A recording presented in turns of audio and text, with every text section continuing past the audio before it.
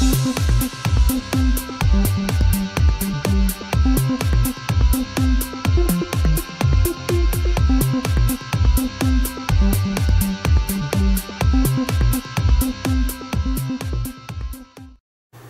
guys, Retro Tech Ralph here. Have you ever wondered how to take apart a Sinclair Microdrive? Well, I haven't. Joking. I got 2 of these on my donation a couple of weeks ago, and Michael said that one of them works, one of them doesn't. I don't know anything about microdrives, except I've got a box with 10 in behind me, and I've got 2 of these. So what I do is I'm going to strip these down to see if I can find anything. At present, with the Spectrum, I'm going to be ordering parts. I'm going to wait a little bit. There's no rush for the Spectrum, because I've got the other Spectrum that works, the grey one, and it's going to be a nice project to plod along with, to be honest, to fix the ZX Spectrum rubber keyed one, now that the board's in. And it's not fully working, but it will do eventually. So what I'm going to do, I'm going to go through the rest of the stuff that came with the donation. So, a little bit tighter in. Microdrive is as follows. Yep. Plug it in, putting the microdrive tape into there. An LED light, I'll assume, will come on. You can connect the second one to this via either a cable, or I have a adapter for either side, so that can just plug in and then the other one can go alongside. But at present, like I said, one of these doesn't work, and I don't know which one works or doesn't work. So the way to strip these down, it appears, is there's 4 screws there, and there's one under this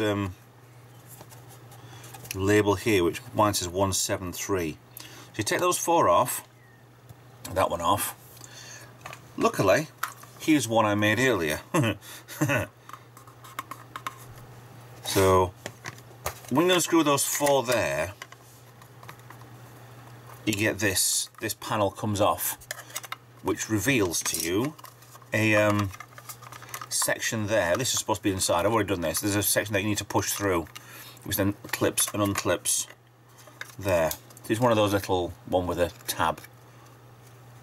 So once in, there's virtually no room inside here. The cables are quite tight. I can't get much further than that to get out. So I'll assume that you can attempt to get this screw out here. I'm hoping there isn't one on the other side. Oh, there is, there's one there. So there's 2 screws, one kind of on the board there. So I need to take these off to try and get this motherboard connection board off, which may make things a lot easier once they're done. There we go. Right, so that's off of there. Always make sure you try and keep screws safe so you don't lose them. Right, so bottom case is off. See, I've got a 102 and 173, so there's different. Well, there's no difference between them both, I'm sure. Just a sticker on the bottom. I don't know why it's like that. So once you're left with this, I'll assume that this metal section does not come off. I don't want it to come off, but it does seem very awkward. You're stuck with they're not ribbon cables, they're more cables inside on the board there. It makes it really awkward to get these sections off. See, I don't know if that... I've got 2 more screws on this second board here, if these want to come off or not. Let's see, shall we? They're the same screws as before.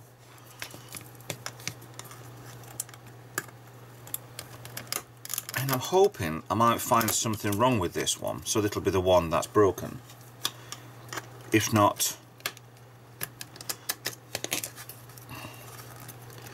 then it's the other one that needs fixing. At the moment, I've just got no use at all of a microdrive. As I just thought, we've got the grey Spectrum I could use, haven't I?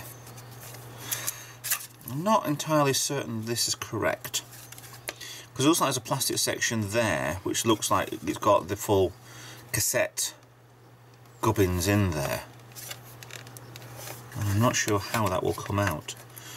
There's no screws. Them screws just look like they're just connected onto the board.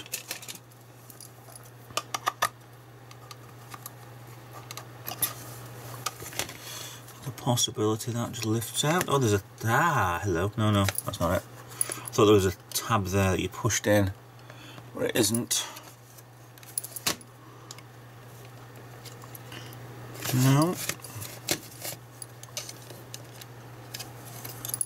I'd say this probably would lift up that way.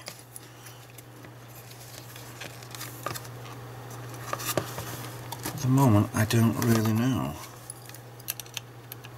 No.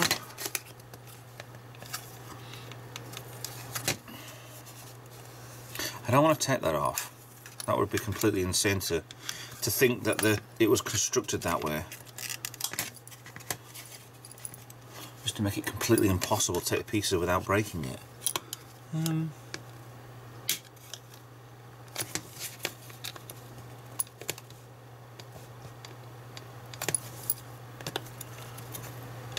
think there's a hole there which gives you a possible changing of the speed.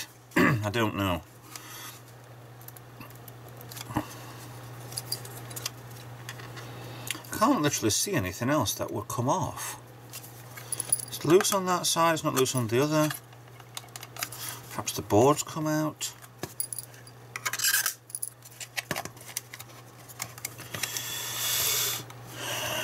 I've got that side by side.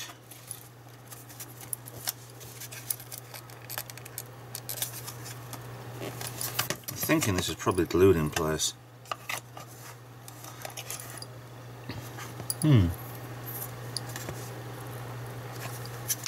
Maybe this is the reason why you can't find videos out there for this, because it's not possible to take these to pieces.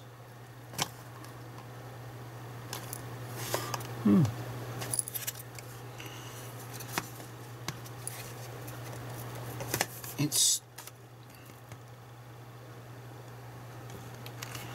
still. Let me pause the video a second and have a look, see if I can find something out, or if I'm missing something. Give me a minute. Right, I found out how you strip them down. I haven't seen a video on it. I'm just using blind pure luck. This is not for the squeamish, okay? There's a screw, little round bottom of the screw there.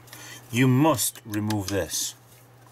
So, use whatever pry tool you can, preferably plastic, as thin as you can, to pry off that. Be careful. You can stick this down with double-sided tape, because that's all I put down with. I'll clean this all off and put some fresh on afterwards. If you pry too much, you're going to end up bending this, and this is going to look a complete arse when it goes back on again. So as little bending as possibly can. Leaves you with 2 screws.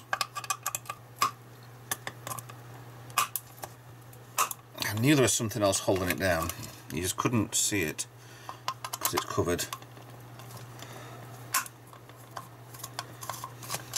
Ah, that feels better. There you go. So the LED pushes through and you're left with your top, bottom, happy, sorted. So inside here you've got micro switch for when you put the cassette in. Actually, I'm going to get a cassette, hold on. Right, one micro drive tape later.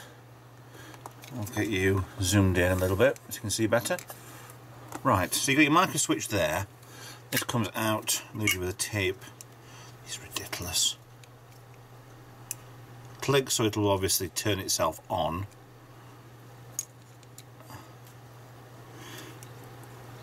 And I'll assume that's it. There's a roller on that side. Looks like it rolls this side bit there. I've actually seen a video which does actually say something about these foam pads underneath here. You need to replace those, but that doesn't seem too bad. So it'll slide in, click in place. There's your motor for your control of it, and it goes past your head. I think I wouldn't put money on this just being a playhead, but you should be able to write to it, shouldn't you? I don't know.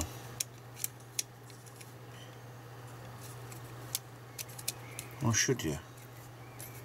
So that was the detector it's in. There's another screw there actually. It holds the, should be one there, holding the motor in. I'm not taking that off. There's no guarantee this doesn't work, no guarantee it does work either. I can put the screws back in there for this board, so that holds that back in place, because there's no way that fits in any other way than just screws in place. So yeah, there's your insides of a Sinclair Spectrum Microdrive. This one's an issue 3 RDR, whatever that means.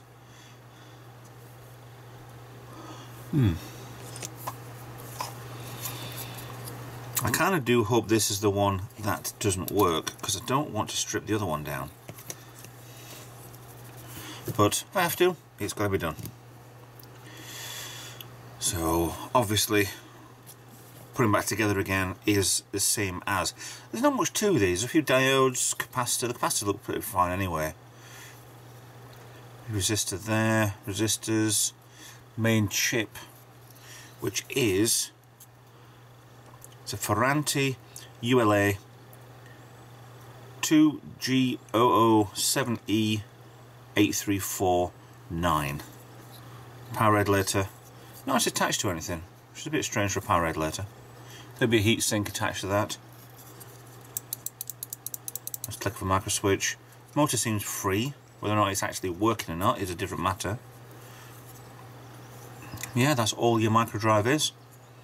Everything on the chip.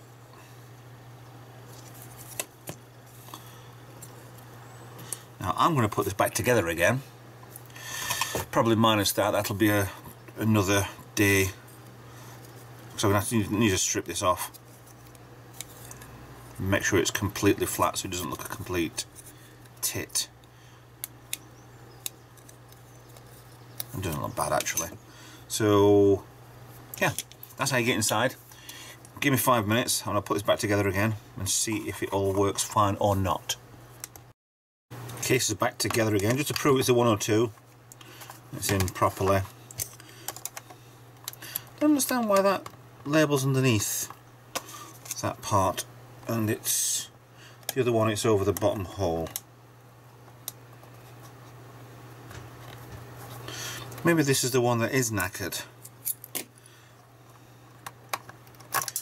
Oh, good shot, Ralph. Maybe this is the one that is knackered and it's kind of, they've moved it underneath there and squashed into place over the years. Okay, last screw in place. Just to prove it is the other one. That's the 173. That one has the one labelled underneath it. If you want to check code numbers, yeah. I've not fully glued that one on properly yet, because I might need to go into this at a later date. But if you wouldn't do this yourself, this is the part you have to be careful with. If there's any slight problems with it, because there's a little dent there, or maybe this is, if you can see the reflection there, maybe this had already come up in the past. So I can get my nails underneath there, and there's a scratch there. Maybe I should have took this one to pieces. But, don't know. Seems to work fine. The cassette goes, that's the case. The cassette seems to go in fine. There's the other one. Fine. So that's just basically a tutorial how to get inside one. What to do when you're inside one. It's just a normal cassette deck. It's clean the head, which you might be able to see from in here anyway. It's right inside there, the silver bit at the bottom. That's probably all you need to do. So yeah, job sorted. Well, let's give you any ideas to do. If it has, please like it. If you're not subscribed, please subscribe. Please consider being a Patreon. Follow me on Twitter, Facebook, Instagram. I think I'm on. Just search for me, and you should find.